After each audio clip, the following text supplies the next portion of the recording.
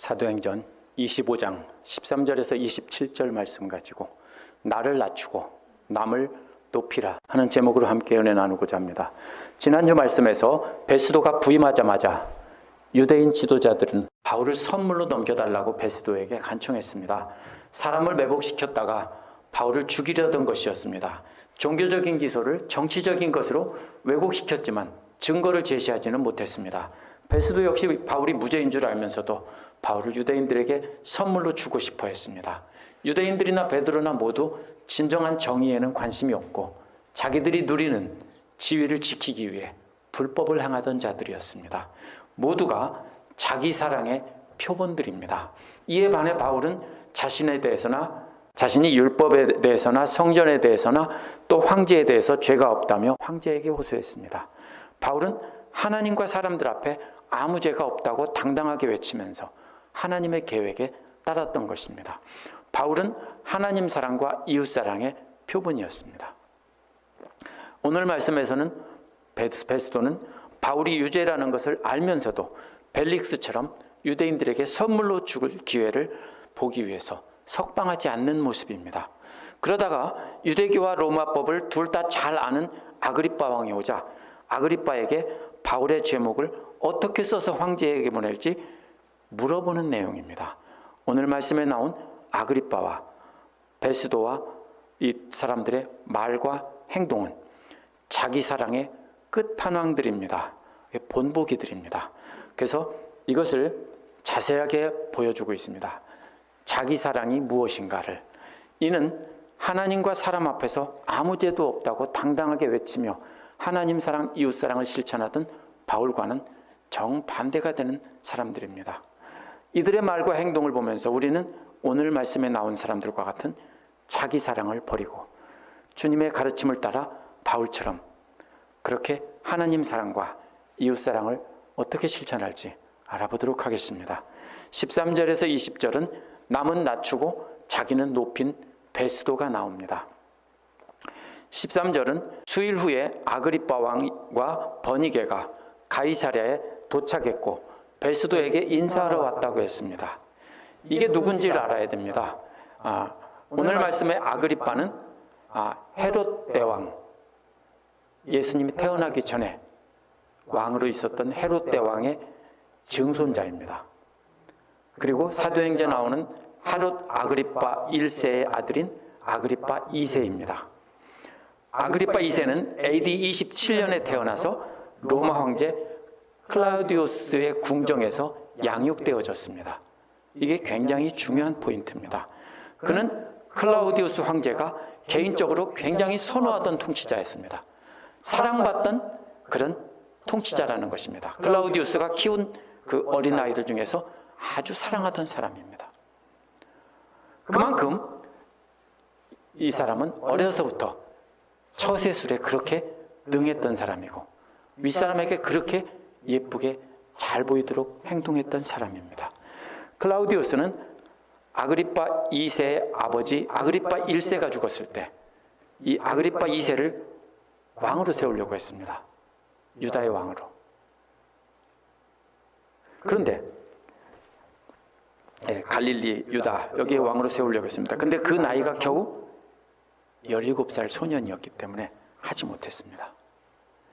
그러다가 클라우디우스는 나이가 어리기 때문에 처음에는 유대 북동쪽에 있는 레바논의 작은 왕국의 왕으로 임명했습니다.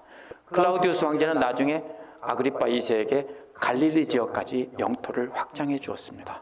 뿐만 아니라 예루살렘 성전의 책임자로 임명하고 대제사장들을 임명할 수 있는 권리까지, 제사장들을 임명할 권리까지 그에게 주었습니다. 아그리빠 2세는 유대 출신이었지만 로마 황실에서 어려서부터 자랐기 때문에 유대교의 모든 율법을 잘 알고 거기다가 로마의 법과 정치, 문화, 모든 역사에 대해서 능통한 사람입니다. 왜냐하면 황실에서 아주 귀족으로서 잘 양육된 사람이기 때문입니다. 그래서 아그리빠 2세는요, 자기 사랑의 최고의 경지에 오른 사람입니다. 제가 왜 아그리빠 2세에 대해서 자세히 이야기하냐면요, 오늘 본문의 상황을 이해하는데 결정적인 단서가 됩니다. 아그리빠 2세와 함께 온 버니게는 아그리파 1세의 딸입니다. 세상에 그러면 어떻게 된 겁니까? 온의간입니다. 아그리파 2세의 여동생입니다. 이전에 총독이었던 벨릭스의 아내 드루실라와는 자매가 아닙니다. 이해가 되시죠? 그래서 베니게는 본래 자신의 삼촌인 찰시스의 왕과 결혼을 했었습니다. 근데 그가 AD 48년에 죽자 동생인 아그리파 2세에게 와서 살았습니다. 이들은 부부가 아닙니다. 그런데 버니게가 오빠와 함께 살았기 때문에 이상한 소문이 돌았습니다. 유대인 역사가 조세푸스도 베니게가 오빠인 아그리파 왕과 성관계를 갖는 그런 관계다라는 이런 소문이 돌았습니다. 그렇게 조세푸스도 기록했습니다. 확인된 건 아니고요. 그런 소문이 떠돌았다는 것입니다. 이 소문 때문에 베니게는 시실리아의 왕인 폴레몬과 결혼했지만 3년 후에 다시 오빠인 아그리파 2세의 집으로 돌아옵니다. 이게 베니게입니다. 그래서 베니게는 나중에 로마 장군 티투스를 따라 로마에 가서 티투스와 동거를 합니다. 로마 장군 티투스는 결혼을 하려고 했습니다. 베니게와. 그런데 이 반셈족 정서가 그 당시부터 있었기 때문에 셈족이 뭐냐면요. 이스라엘 사람들, 이 중동 지방 사람들의 상당수가 셈족입니다. 근데 오래전부터 셈족을 거부하는 그런 문화가 유럽 사람들에게 있었습니다. 그것 때문에 안 된다고 원로원 같은 데서 반대했기 때문에 결국 뜻을 이루지 못했습니다. 그래서 티투스는 로마 황제 베스파시안의 아들입니다. 그러다 보니까 티투스는 나중에 아버지의 뒤를 이어서 황제가 됩니다. 그 황제가 될 야심 때문에 버니게를 내보내버립니다. 그렇게 사랑하고 결혼까지 하려고 했는데 나중에는 자기가 황제가 되려고 버니게를 내보냅니다. 여기서 보면 베니게 역시 세상 영광을 따라서 줄타기를 잘하던 여인입니다. 어디로부터야 더 영광을 누리고 잘 먹고 잘 살고 부귀영화를 누릴까? 이것을 생각하던 여인입니다. 역시 자기 사랑에 있어서 최고의 경지에 오른 두 사람입니다. 그런데 역시 이들은 베스도의 적수가 되지는 못합니다. 14절에 이들이 많은 날 머물러 있었다고 했습니다. 베스도와 함께 많은 날 머물면서 먹고 마시고 이렇게 대화하고 했겠죠. 그러다가 베스도가 바울의 사건을 아그리파 왕 앞에 두었다고 했습니다. 베스도는 말하기를 벨릭스가 한 사람을 남겨두고 떠났다는 겁니다. 무슨 말이냐면요. 버려두고 떠났다는 것입니다. 일을 처리하고 떠났어야 되는데 골치 아프니까 그냥 버려두고 떠났다는 직무유기라는 것입니다. 불평하고 있는 겁니다. 이전 총독인 벨릭스가 일을 제대로 처리하지 않아서 그 짐이 나에게 떨어졌습니다. 이렇게 불평하고 있는 것입니다. 이전 총독의 잘못이라고 밝히면서 자기의 잘못은 없다라고 회피하려고 하는 말입니다. 베스도는 자기를 높이려고 전임자를 깎아내렸습니다. 오늘날 세상 사람들도 이렇게 잘하죠. 목회자들도 그러기 쉽습니다. 전임 목사님이 이렇게 잘못했는데 나는 이렇게 잘한다. 이렇게 하기 쉽죠. 그렇죠? 시장도 그렇고요. 뭡니까? 주지사들도 그렇고 대통령들도 그렇습니다. 전임자를 비판하면서 갈아엎고 자기를 내세우려고 하죠. 이게 세상 사람들의 방식입니다. 그래서 이 베스도는 그렇게 벨릭스를 비판하면서 자기를 높인 일을 한 사람입니다. 15절에 베스도가 다른 사람을 비난하는 내용이 또 이어집니다. 베스도가 예루살렘에 머물러 있을 때 대제사장들과 장로들이 나타나서 그를 고소하여 정죄하기를 청했다고 했습니다. 정죄한다는 말은요, 유죄 판결을 내리라는 게 아니라 저주를 받게 하라는 겁니다. 쉽게 말하면 하나님께 죄를 범했기 때문에 자기들이 돌로 쳐 죽일 수 있게 넘겨달라는 뜻입니다. 이는 정의로운 재판을 요구한 것이 아니라 바울을 자신들에게 넘겨줘서 자신들의 종교 재판으로 율법에 따라 돌로 쳐 죽일 수 있게 해달라고 요구한 것입니다. 베스도는 유대 지도자들이 로마의 법을 무시하고 사람을 함부로 죽이는 악한 자들이라고 지금 또 이 아그리파에게 고발하고 있는 겁니다. 16절에서도 베스도는 자신은 로마법의 수호자고 공정한 사람임을 과시하고 있습니다. 이는 악한 유대교 지도자들에게 반해서 그렇게 말하면 남을 비판하면서 또 이번에는 자기를 높이는 말이 16절에 나옵니다. 바울을 죽이도록 넘겨달라고 요구한 것을 베스도는 고소 사건에 대해 고소한 사람들 앞에서 스스로 변호할 기회를 주지 않고 선물로 넘겨주는 것은 로마법이 아닙니다 라고 아주 공정한 척합니다. 변호한다는 말은요, 본래 시장에서 말한다는 뜻입니다.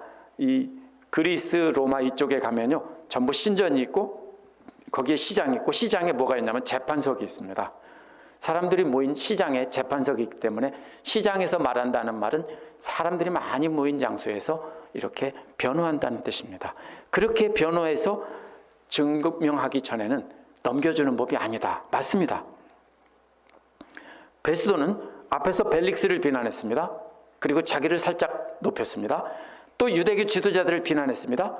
그리고 자기는 정의로운 사람이고 공정하게 처리하는 사람으로 살짝 높였습니다. 이렇게 하면서 베스도는 자신은 공정한 로마법의 수호자라고 한껏 높이고 있습니다. 이게 뭐냐면요, 자기 사랑의 신적인 경지에 오른 사람입니다. 요즘 애들이 뭐라고 합니까? 자기 사랑의 달인, 뭐 이런 말입니다.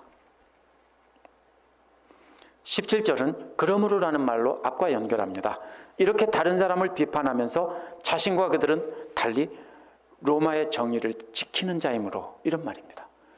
내가 로마의 정의를, 나는 저런 사람들과는 수준이 달라, 나는 로마의 정의를 지키는 사람이므로 그들이 베스도와 함께 가이사랴로 이렇게 가자고 했고, 그래서 오자마자 지체하지 않고 바로 다음날 재판석에 앉아서 그 사람들을 데려오라고 했다는 겁니다. 누구하고 비교하는 겁니까? 베스도는 2년이나 끌고 질질 끌었는데 자기는 바로 그 다음날 재판을 열어서 공정하고 신속하게 처리했다는 것을 강조하고 있는 것입니다. 그렇게 보지 않았죠. 우리가 대충 읽으면 그걸 모릅니다. 베스도는 자신이 최선의 시기와 절차에 따라 정의를 나눠주는데, 로마 황제를 대신해서 로마의 정의를 나누어주는 은인으로 이렇게 행세하고 있습니다. 역시 신의 경지에 오른 자기 사랑의 처세술을 가진 자답게 행동하는 것입니다. 18절에서 베스도가 유대교 지도자들을 비난하면서 다시 자기를 높인 것입니다. 베스도는 이들이 악행의 혐의는 하나도 제시하지 못했다고 했습니다. 이들이 고소한 것은 로마인들이 거의 죄로 취급도 안 하는 것이라고 했습니다. 이들의 고소는 종교적인 것일 뿐 로마법을 어긴 것은 아니라고 했습니다. 이것이 바울을 고소한 유대교 지도자들은 고소인으로서 똑똑하지도 못하고 자격도 없다, 이렇게 말한 뜻입니다. 반면에 그 다음에 자기가 나옵니다. 자신은 이미 짐작했다. 그러면 저들은 멍청하고 미련하게도 증거도 알지 못하면서 그냥 무작정 고소하는데, 나는 미리 그거를 다 알았다, 이 말입니다. 자신은 미리 사건의 전말을 다 짐작했다는 뜻입니다. 어리석은 유대교 지도자들과는 달리 자신은 모든 전말을 꿰뚫어보는 안목이 있었다, 이렇게 자랑하고 있는 것입니다. 19절은 그렇게 꿰뚫어본 그 핵심이 뭐냐 하면 이들의 주장이 무엇인지 설명합니다. 베스도는 이들이 가진 논쟁의 핵심이 두 가지에 관한 것이라고 합니다. 첫째는 자기들의 종교에 관한 것이라고 합니다. 종교란 말은 본래 신들을 두려워한다는 뜻입니다. 그래서 그리스어에서 종교라는 말은 신들을 두려워한다, 이런 뜻입니다. 자기들의 신들을 두려워하는 것에 대한 논쟁이라는 것입니다. 둘째는 완전히 죽은 예수를 바울이 살았다고 말하는 것에 대한 논쟁이라는 것입니다. 바울은 살았다고 하고 다른 유대인들은 아니라고 한다는 것입니다. 둘 다 뭡니까? 이게 순전히 종교에 관한 것이기에 바울을 죽이도록 넘겨달라고 하는 것은 로마법에서는 말이 안 되는 것이라는 겁니다. 그렇게 하면 돼요. 자기들이 그냥 무작정 죽여놓고 우리가 우리의 법에 따라 죽였어, 그러면 할 말이 없어요. 왜? 눈 감아줬으니까. 근데 그렇게 하면 그 죄를 누가 뒤집었어요? 만약에 예수님을 죽인 것처럼 또 바울을 죽인 것이 자기들에게 큰 부담이 되기 때문에 이번에는 누구를 통해서 확실하게 죽이려고 하냐면 로마의 사람들의 손을 통해서 반역자로 처단하려고 하는 겁니다. 자기들이 죽이면 나중에 하나님의 사람들을 죽였다는 엄청난 비난을 받기 쉽기 때문입니다. 그래서 이들은 자기들 손에 피 안 묻히고 그렇게 하려고 하는 겁니다. 죽일 길이 없어서가 아닙니다. 그리고 몰래 죽이기 때문에 오는 길에 누가 죽였는지 모른다. 이렇게 하려고 하는 겁니다. 20절에서 베스도는 이 일에 대해서 어떻게 심리할지 몰랐다고 했는데, 몰랐다는 말은요, 멀리서 바라본다는 뜻입니다. 이게 어떻게 몰랐다는 말일까요? 멀리서 바라보기만 하는 사람은 자세한 건 몰라요. 누가 압니까? 가까이서 들여다보는 사람이 자세한 걸 보고 알죠. 보기는 봤는데 자기는 멀리서 봤다는 거예요. 왜? 이방인이었으니까 유대인의 율법에 관한 일은 자기는 거기에 들어가서 자세히 들여다볼 수가 없었다는 뜻입니다. 그래서 베스도는 이 일을 공정하게 처리하려고 예루살렘에 올라가서 신문을 받으려냐고 바울에게 물었다는 겁니다. 자기는 잘 모르니까 유대인들이 공정하게 재판을 하도록 이렇게 자기는 바울에게 물었다는 겁니다. 자신이 모르기 때문에 공정한 재판을 하려고 바울이 예루살렘에 가려는지 물었다라는 것입니다. 여기서 9절에서 말한 거 하나를 중요한 것을 빼놨습니다. 9절에서는 바울에게 내 앞에서 신문을 받겠느냐라고 했습니다. 네가 예루살렘에 가서 내 앞에서 신문을 받겠느냐라고 해서 바울을 안심시키려고 속이려고 했습니다. 근데 여기서는 그 말을 뺐습니다. 그래서 자신이 함께 가서 공정하게 재판할 것이라고 바울을 속인 그 속임수, 유인책을 여기서는 아그리빠에게는 빼놓고 말했습니다. 유대인인 아그리빠는 그렇게 말하면 이거 종교재판에서 죽이려고 하는구나 하는 것을 다 알기 때문에 그거는 빼놓고 말한 것입니다. 이것이 사악한 속임수입니다. 21절은 그러나라는 말로 시작합니다. 자기는 그렇게 바울을 배려했는데 이런 말입니다. 그런데 자신의 그러한 노력도 알지 못하고 바울은 황제에게 판결을 받도록 그래서 자기를 지켜달라고 호소했다는 겁니다.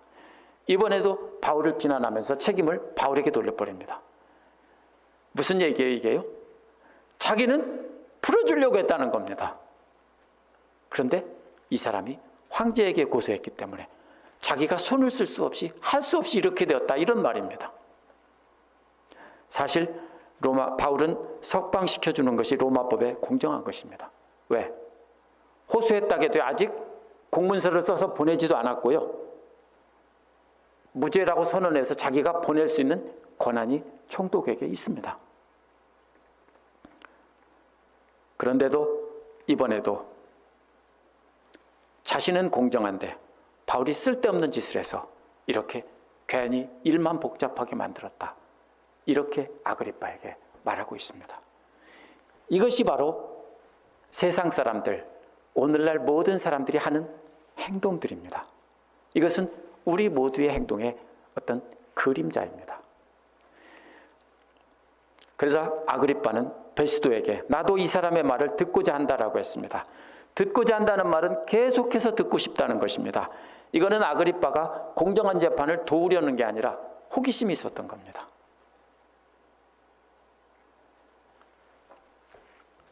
그 할아버지, 증조 할아버지들이 호기심을 가졌던 것처럼,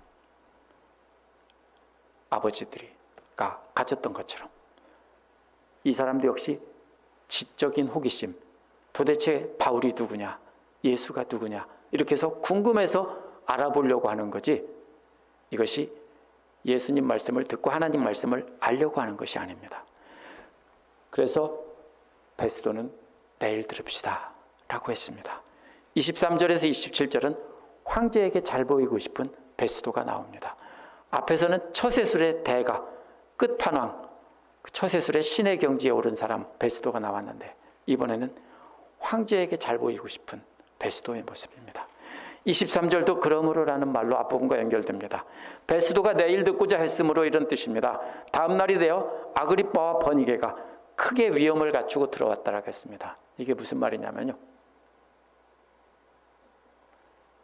왕이나 왕비가 입는 옷을 입고 머리에는 금으로 된 머리띠 모양의 왕관을 썼다는 뜻입니다. 어떻게 하고 왔겠을까요? 둘이만 딱 왔을까요? 수많은 수행원들을 신하들을 공식적으로 대동하고 왔겠죠. 이렇게 하면서 폼을 잡고 들어옵니다. 베스도 역시 국가 행사 때 통치자가 입는 주홍색 예복을 입었을 겁니다. 로마의 장군들이 보면은 주홍색 그런 옷을 걸치죠. 아마 그렇게 입었을 것입니다. 이들은 세상 영광의 권위를 나타내는 옷을 입음으로 해서 자기는 높이고 사람들은 아래로 낮추려고 하는 것입니다. 이것도 역시 자기를 높이려는 자기 사랑의 기술입니다. 근데 왜 이게 별로 말이 안 되냐면요. 이것은 재판이 아니에요. 아그리빠는 재판할 권한이 없어요. 이건 재판이 아니라 그냥 조언을 구한 거고 한번 들어보고 싶다는 거예요. 그런데 여기서 공식적으로 왕복을 입고 왕관을 쓰고 많은 사람을 대동하고 풍악을 울리며 나타날 필요가 없는 자리예요. 개역 개정은 이어서 아그리빠와 버니게가 접견 장소에 들어왔다라고 했는데 접견 장소라는 말은 높은 곳이라는 뜻이에요. 이 말이 참 재밌어요. 이들은 높은 신분을 나타내는 옷을 입고 어디로 올라왔어요? 높은 장소로 올라왔다는 거예요. 사람들은 다 아래에 있는데 이들은 옷도 높이 입고 장소도 높은 곳에 이들은 올라서 앉았습니다. 또 천부장과 성중에 높은 사람들도 함께 높은 장소에 들어왔습니다. 그래서 이들은 어떻게 합니까? 이 두 사람의 뒤에 쫙 포진하고 앉았겠죠. 볼만했겠죠. 세상 헛된 영광으로 자신들을 한껏 높이고 있는 그림입니다. 이와는 달리 끌려 나오는 바울의 모습은 어떻겠습니까? 키도 작고 어떤 사람들은 대머리였다라고 그래요. 만약에 대머리라면 또 볼품도 없고 이런 바울이 군인들에게 끌려 나오는 장면과 이게 대조가 됩니다. 그러나 26절에서 바울의 메시지는요, 26장 뒤에 나오는, 다음 주에 나오는 바울의 메시지는 이러한 헛된 세상 영광이 아닌 하늘의 영광을 갖춘 장엄한 위엄을 보여주는 그런 메시지입니다. 바울은 옷차림이나 자리가 높은 데서 그렇게 위엄을 나타내는 것이 아니라 초라한 모습이지만 하나님의 말씀을 가지고 그 하나님의 영광을 나타내는 그 위엄을 보여준 것입니다. 이렇게 서로 대조가 됩니다.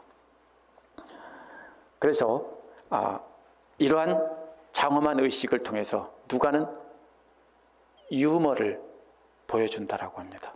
이게 뭡니까? 비꼬는 것이고요. 그 누가의 그 교회 성도들 처음에 이 말씀을 듣고 봤던 사람들은 웃었을 것입니다.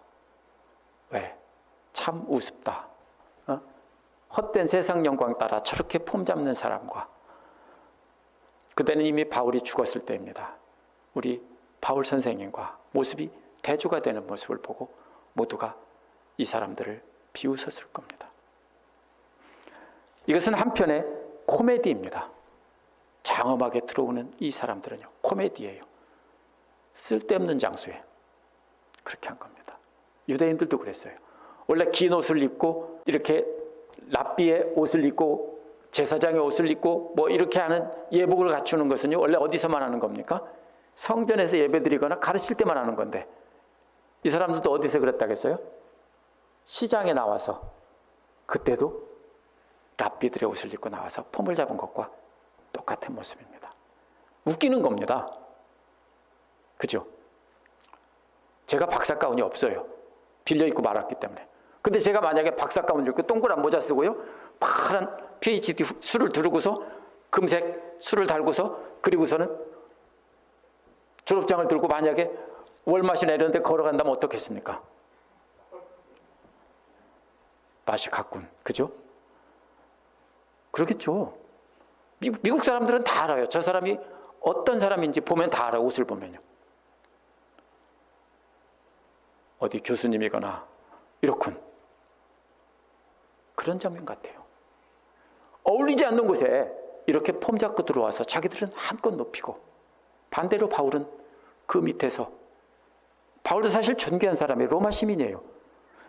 만약에 진작 부태에 자기가 빠져나갔으면 그 자리에 서지도 않아요. 그런데 바울은 그걸 끝까지 사용하지 않다가 위험한 순간에 로마로 가기 위해서 그 카드를 사용한 거예요.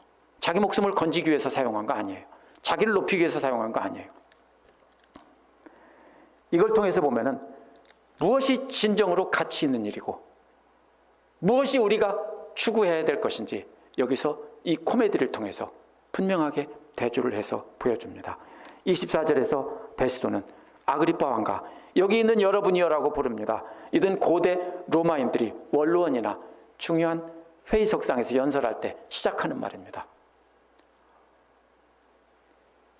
원로원 회의에서는 노인들이여 또 젊은 의원들이여 이렇게 부르면서 시작을 했습니다. 그런 것과 같습니다.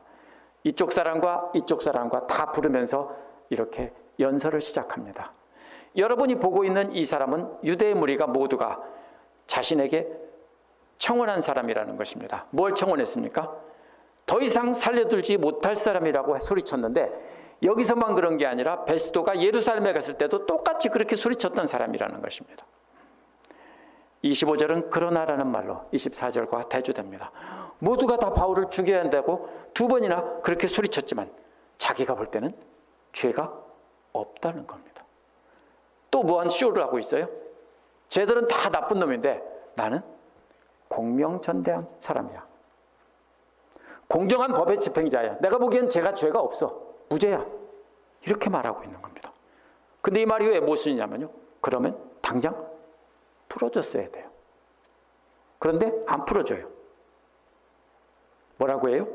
황제에게 호소했기 때문에 할 수 없이 이렇게 가두어둔다. 이렇게 말하는 거예요. 황제하고 상관이 없어요, 지금은요. 그냥 풀어줘도 돼요. 안 되니까 황제에게 간다고 한 거죠. 가만히 있었으면 공정한 법 집행자인 자신이 풀어줬을 텐데 바울이 황제에게 호소했기 때문에 일을 다 망쳐놨다 이렇게 말하는 겁니다. 쟤 때문에 일 다 망쳐서 다만 복잡하게 됐다 이런 소리입니다. 자신은 공정하게 하려고 했는데 쟤 바울이 멍청한 짓 해가지고 일 다 망쳐놨어 이런 소리입니다. 역시 자기 자신을 드러내기 위한 거짓말입니다. 26절은 이 사실에 관해서 이 일에 관해서 확실한 사실이 없다는 겁니다.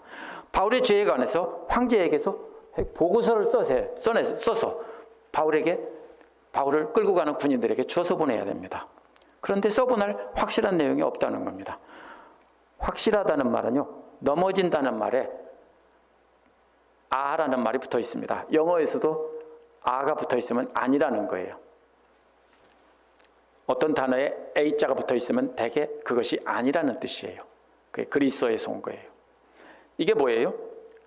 원래는 넘어진다는 말인데 아가 붙어 있으니까 안 넘어진다는 뜻이에요. 넘어뜨리려고 붙잡고 레슬링 하는데 쓰러뜨리려고 해도 절대로 안 넘어진다. 그러면 확실하게 서 있는 거고 그게 확실한 거예요. 베스도가 써서 보내는 그 고소 내용이 황제 앞에 가서 이게 무슨 죄가 되냐고 확 밀어붙이면은 홀랑 넘어가면은 안 되는 거예요. 그러니까 누가 뭐라고 해도 넘어가지 않는 끝까지 분명하게 서 있는 그런 증거가 필요하다. 이런 뜻입니다. 근데 이 말은 말이 안 돼요. 왜요? 이 고소 자체가 거짓말이라는 걸 다 알아요. 근데 어떻게? 황제에게 갔을 때 황제가 그냥 밀어붙이면 헷가닥 넘어가는 그러한 죄인데 어떻게 그게 안 넘어가게 해요? 그러니까 기술이 필요하다고요. 그 묘한 기술을 아그리빠에게 묻고 있는 거예요. 죄목을 알면은 풀어줬어야 되는데 황제에게 보내면서 자기의 공을 내세우고 싶은 거예요. 그래서 황제에게도 좋게 보이고 유대교 지도자들에게도 좋게 보이고 이 양쪽에서 줄타기를 하려고 하는 거예요. 베스도의 고민은 풀어주자니 유대 사람들이 때문에 자신의 출세에 지장이 있을 것 같고 또 황제에게 보내자니 마땅한 제목이 없어서 황제에게 문책을 받을지도 모르고 그러니까 아그리빠 네가 좀 알려주라 이런 뜻입니다. 이제 그러면 제가 왜 처음에 아그리빠가 어떤 사람인지 설명한 것이 이해가 되시죠? 그거를 모르면 이 부분의 말씀이 이해가 안 됩니다. 바울이 황제에게 호소했기 때문에 아그리빠는 바울에 대한 재판권이 없는 사람입니다.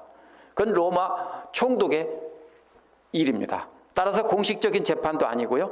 베스도는 단지 유대인이면서 로마 황실에서 교육을 받으며 자란 아그리빠라면 양쪽을 다 알기 때문에 양쪽 다 만족시킬 수 있는 아주 기가 막힌 묘수를 낼 수 있을지도 모른다. 이걸 묻고 있는 겁니다. 아그리빠가 유대교에서도 잘 알고 또 로마법도 아주 잘 알기 때문에 그렇게 물은 겁니다. 아그리빠는 클라우디우스 황제에게도 인정을 받던 황제의 최측근이었습니다. 이때가 정확한 때를 잡을 수 없지만 클라우디우스가 죽은 지 얼마 안 됐쯤 때일 겁니다. 네로가 즉위한 지 또 얼마 안 된 때일 겁니다. 클라우디우스가 죽고 네로가 황제가 되었을 때라고 해도요, 아그리빠 왕은 로마 황실에서 무시할 수 없는 인맥을 갖고 있습니다. 쉽게 말하면 이런 겁니다. 옛날에 우리나라 이승만 대통령이 프린스턴에서 미국의 유명한 정치들과 친구하면서 함께 공부를 했습니다. 그러니까 뭘 잘합니까? 외교를 잘한다고 그러죠. 무슨 일이 생기면 뭐예요?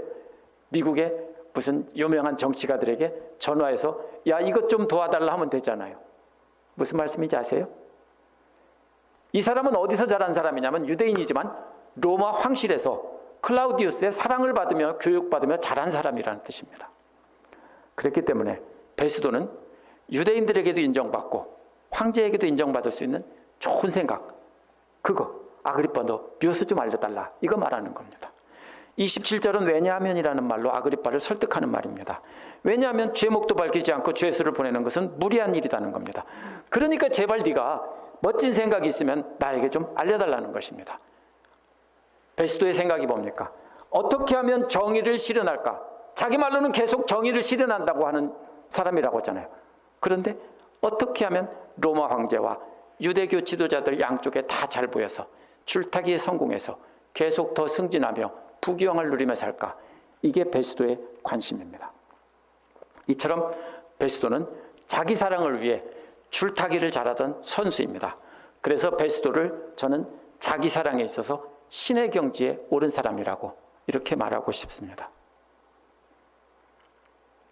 오늘 말씀을 다 보고 보면 은혜 받을 게 없습니다.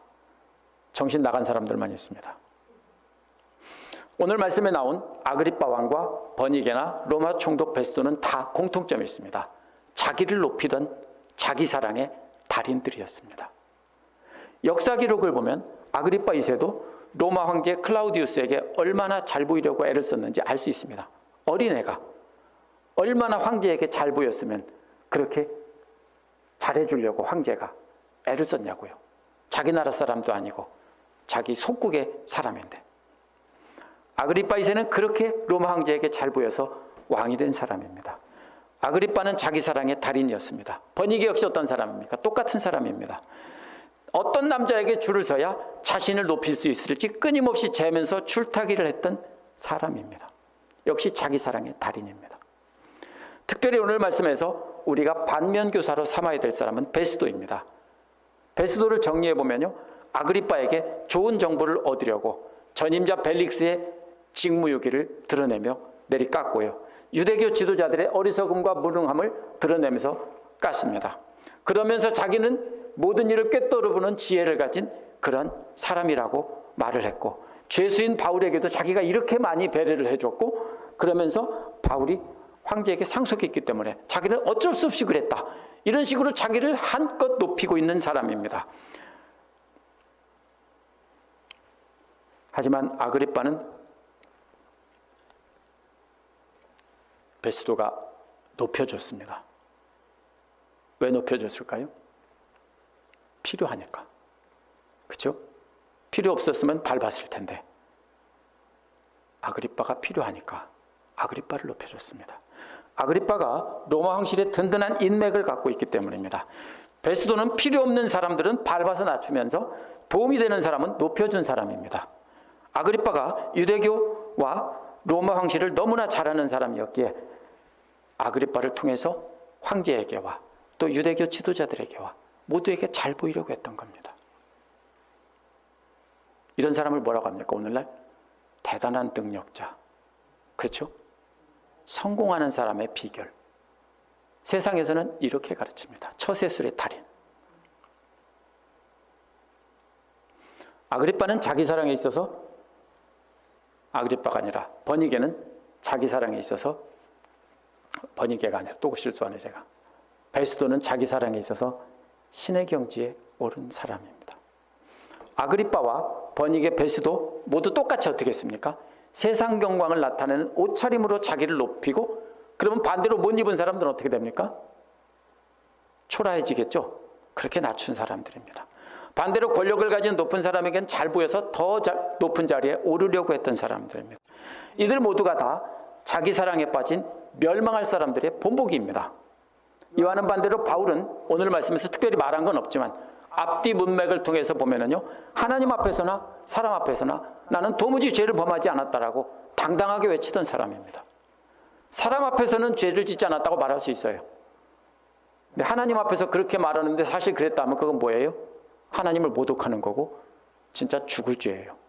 그런데 바울은 당당하게 유대교 지도자들 앞에서도 하나님과 사람들 앞에서 나는 아무런 죄도 진 적이 없다라고 이렇게 당당하게 외치던 사람입니다.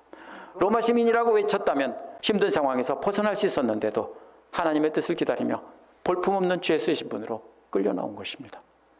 바울은 하나님 사랑과 이웃 사랑을 실천한 사람으로 영원한 생명을 얻을 사람들의 본보기입니다. 오늘날 하나님과 이웃 대신에 자기 사랑하는 사람들이 오늘날은 어떻게 할까요? 현대 버전으로 바꿔야 우리가 이해가 됩니다.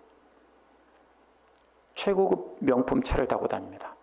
안전을 위해서 좋은 차를, 어느 정도 좋은 차를 타는 것은 저는 좋다라고 봅니다. 그런데 온갖 명품을 몸에 감고 싸매고 두르고 다닙니다. 근데 집에 있을 때도 그래야 되는데 집에 있을 때는 안 그러잖아요. 제 말이 틀려요?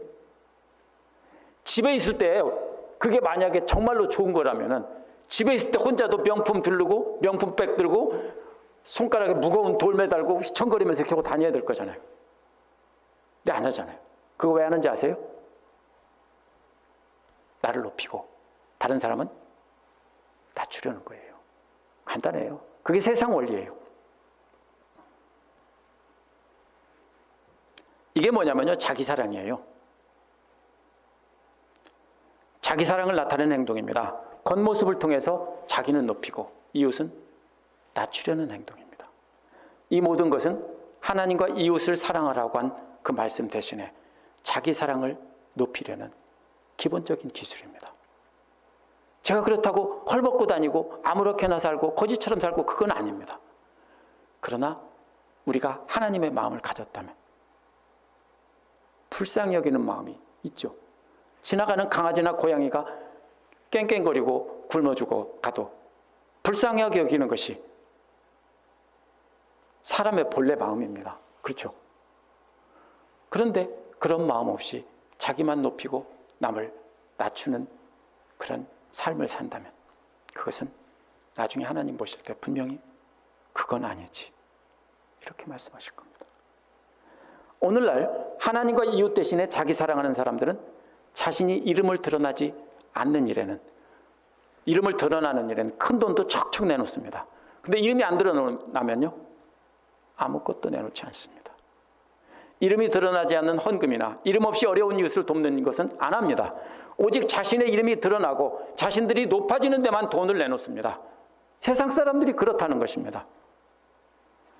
자신들의 명예를 높이려는 것은 앞에서 말한 기본적인 기술에서 옷 잘 입고 자기를 높이는 것과 같은 것인데 조금 더 발전된 버전입니다.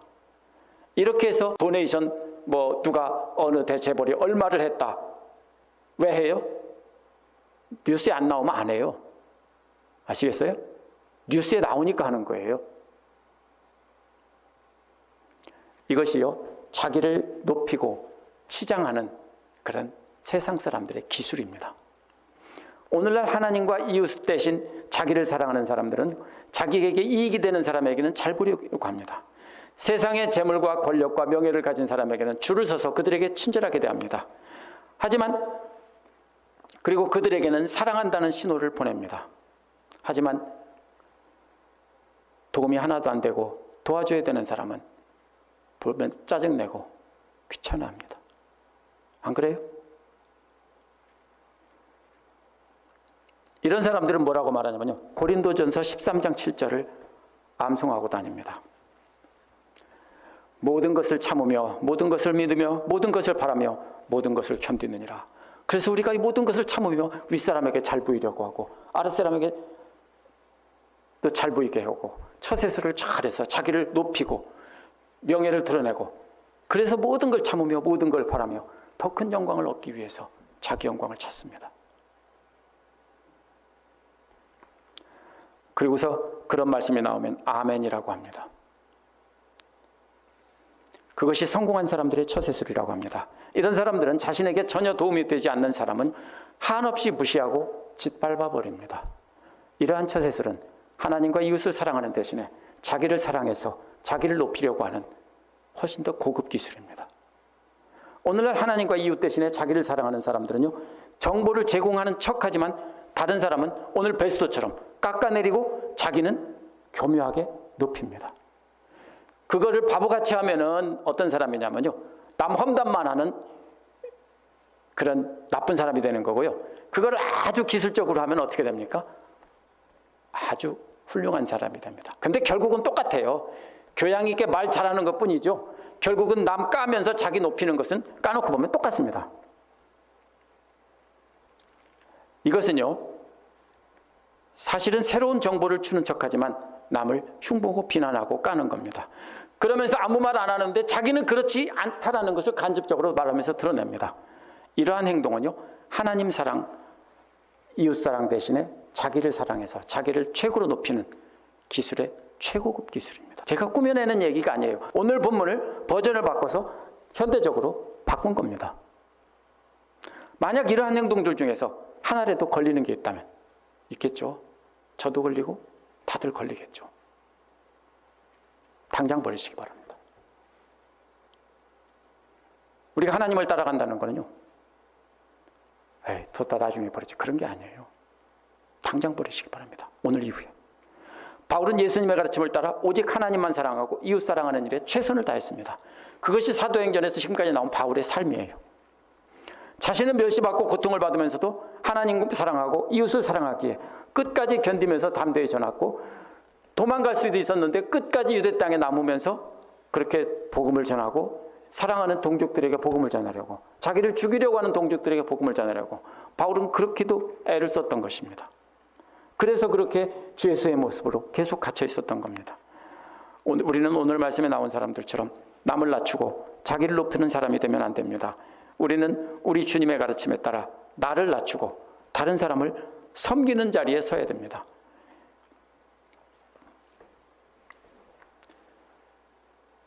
이것이 우리가 쉽게 말로 하지만 우리가 남보다 조금 아는 척하고 조금 더 남에게 이렇게 은인인 척하고 하기만 해도 벌써 이미 어떻게 됩니까? 자기가 높은 자리에 선 것입니다. 예수님이 어떻게 하라고 했습니까? 섬기라고 했죠. 그럼 그 사람보다 낮아져서 돕고 섬기고 들어주고 참아주고 이걸 하라는 것이지, 그 사람들에게 가르쳐주면서 은인 행세하면서 끌고 가라는 뜻이 아닙니다. 우리는 잘못하면 거룩한 줄 알지만 실수할 수 있습니다. 형태는 바뀌었을지라도 누구나 다 잘못될 수 있습니다. 그러므로 우리는 주님의 가르침에 따라 나는 낮추고 다른 사람을 높여야, 그래야 우리를 통해서 주님이 홀로 영광을 받으십니다. 그래서 나를 낮추고 이웃을 높여주는 그러한 진정한 삶의 본보기가 되시기를 바랍니다. 기도하겠습니다.